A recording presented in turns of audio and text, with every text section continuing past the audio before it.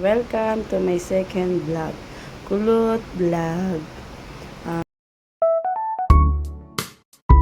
Update ko, mga kakulot. Meron ako ditong isang baby pig na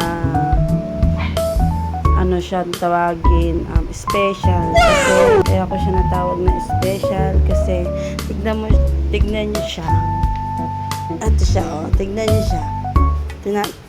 Maglalakad siya. Tignan niyo siya. Ayan. Tignan niyo yung, oh, diba?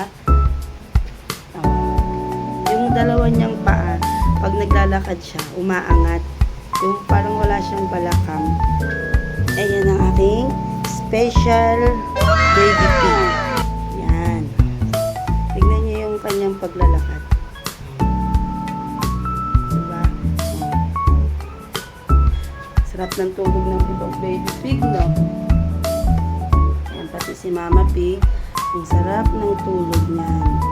Ito yung dalawa, siging dede. Ayan sila. Ayan, tutulog na siya. Update ko lang. Thank you.